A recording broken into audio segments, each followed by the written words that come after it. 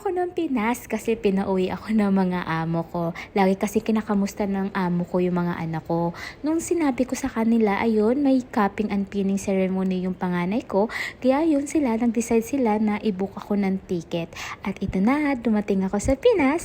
Dumaan muna ako sa Manila at i-meet ko yung mga pamilya ko to, like may mama at mga kapatid. Tapos ayan, hindi nila ako nakita, hindi surprise. Hindi. Tapos ayan ang ate ko. At syempre hindi mawawala sa pamilya namin ang mag-TikTok kasi mga dancer yan. Tapos ayan, nilutuan nila ako ng pagkain kasi alam talaga nila na gutom ako at mas gusto ko yung luto ng ate at ng mama ko. Tapos napakasimpleng babae lang ako, guys. Ayan, kumakain ako sa tabi-tabi na, which is my pre naman kami sa OFW. Nasa labas lang yan ng OFW Lodge. Tapos, ayan, nagpaalam na ako kasi Bohol na ako kasi talaga yung destination ko talaga, guys, sa Bohol talaga. Tapos ayan, yung kapatid kong bunso at saka yung baby niya. At yan ang pamangkin ko na si Shami. At yan ang isang pamangkin na si Coco. Tapos ito naman yung bunsong anak ng ate ko na si 30. Ang pinakamatalino at cute na Kuya 30. Ano? Kuya, it's 30. Tapos ayan, umalis na din sila at ako biyahe, pabuhol na din ako. Na-excite ako, guys, kasi hindi alam ng panganay kong anak na uuwi ako kasi surprise siya, guys. Nakakalungkot kasi pag yung mga gatong ceremony talaga, alam ng mga amo ko na mahalaga sa akin yung mga anak ko. Kaya ayan, pinawi talaga nila ako. 5 days lang yung uwi ko. Dapat 3 days lang kasi yun ang request ko, pero hindi ko na total. O nga pala, no, kung 3 days lang, isang araw lang ako sa Pinas. So, ang ginawa ni amo ko, 5 days ang binigay sa akin. Tapos, ayan, gabi yung flight ko. Tapos, dumating na ako sa Bohol. Ang 8 ako umalis sa Hong Kong ng umaga. Then, dumating ako sa Bohol ng alas 8 ng gabi. And then, welcome to Bohol. Ang nagsundo nga pala sa akin, yung pangalawa kong anak at ang bunso ko. Yan ang mga kasabot ko. At from airport, sumakay kami ng shuttle bus papunta sa Dao Terminal para mag-transfer kami papunta naman sa Tubigon. Ayan, didiretso kami sa boarding house ng anak ko. Hindi na kami umuwi sa bahay namin, guys, kasi medyo malayo. 2 or 3 or 4 hours ang biyahe papunta sa amin. Kaya yan, dyan lang kami sa boarding house. At yan ang mga kasabot ko, ang dalawa kong anak. At napagkamalan ako dyan na estudyante. Uy! Tapos ayan, guys, dumating kami sa Tubigon. Mga almost 1 hour or 1 hour mahigit lang yung biyahe from city. Then ayan, sumakay kami ng tricycle papunta naman sa boarding house. Medyo mahaba-haba din yung biyahe, guys. Ayan yung mga kasabwat. Titinan natin kung may idea ba talaga si Noah na uuwi ako. Kasi nga, hindi siya masyadong matok kasi yung anak ko. Kaya parang simple lang. Baka iniisip namin, baka alam niya. Tingnan natin kung anong reaction niya. Kaya guys, keep on watching.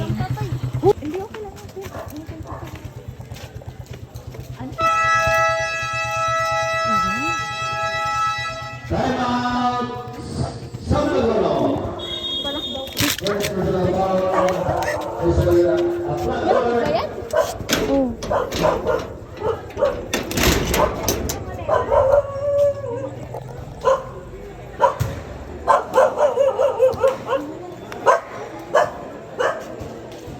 Alis rin.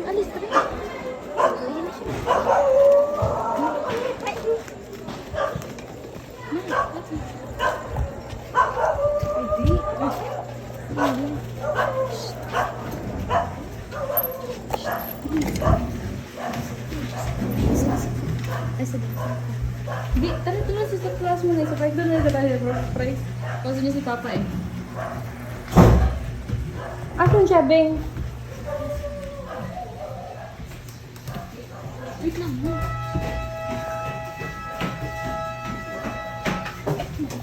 Diyan.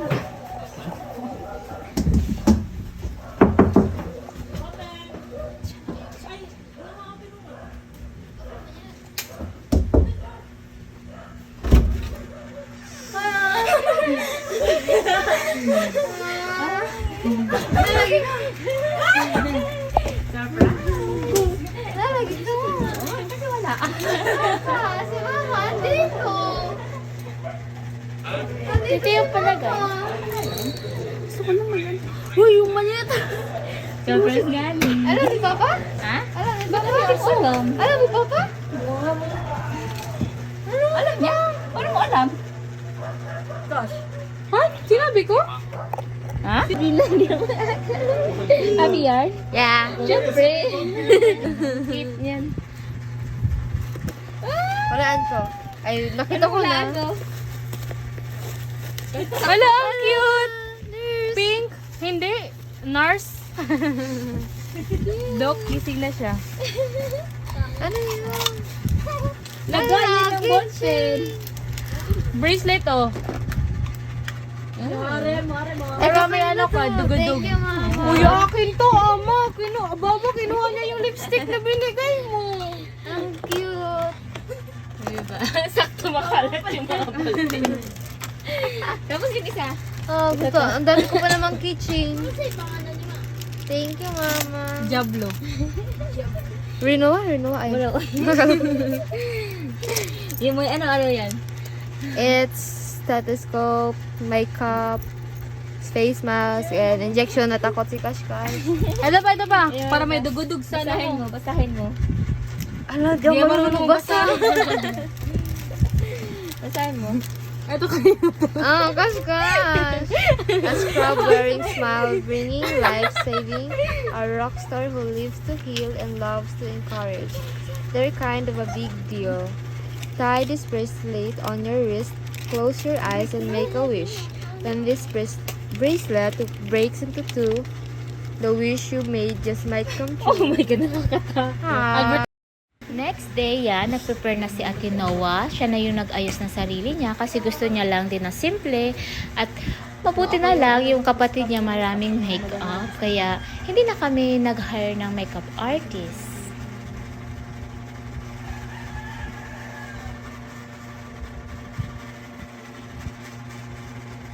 Buti na lang marunong yung pangalawa kong anak mag-makeup kaya siya yung nag-ayos sa akin. At ako, nakatulog dyan habang mini-makeupan kasi guys, pagod talaga ako sa biyahe ko kagabi. At ayan, buti na lang talaga may anak ako at maswerte ako kasi yung mga anak ko maalaga talaga sa akin.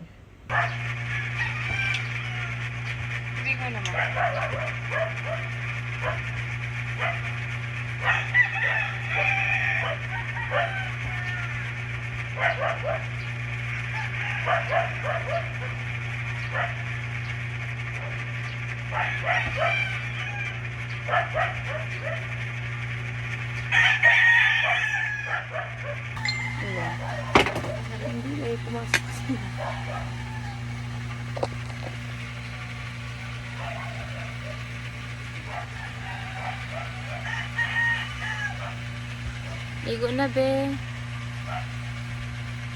Balik. Pag nagising mga nursing. Okay na lang para light. Light yung kay mama. Iwan lang sa mobile na para. Yung dito ba, yung sa body? Light ba? Meron.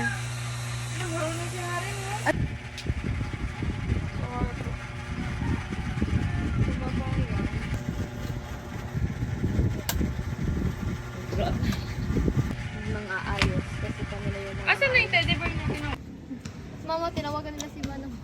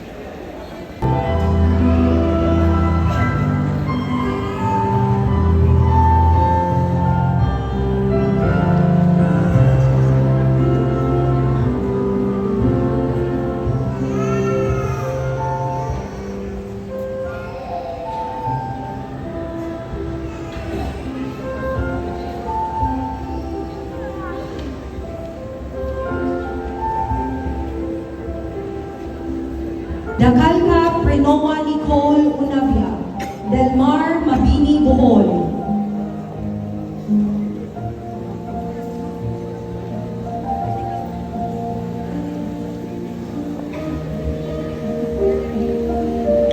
Dandan Ninya Rose Cristal, San Francisco, Talibon, Bohol.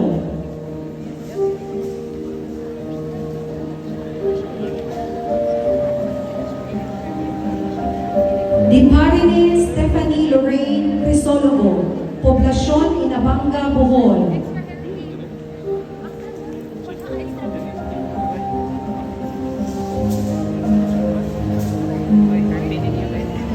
De la Victoria Chanel Salutan, Putuhan, Tubigon, Bohol.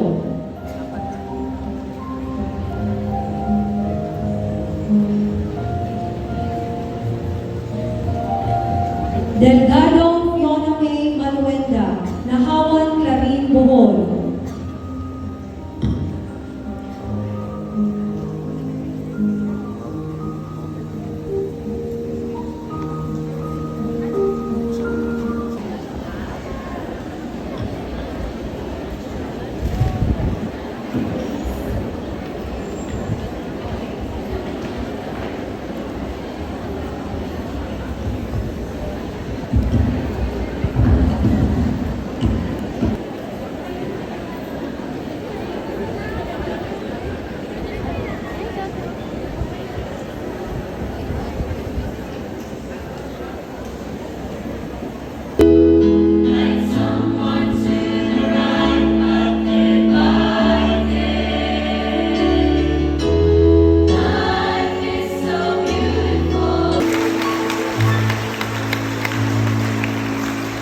The values of integrity, excellence, and compassion care as you journey toward the nursing profession. So please join us here. Congrats, Ate Nawa! Ha?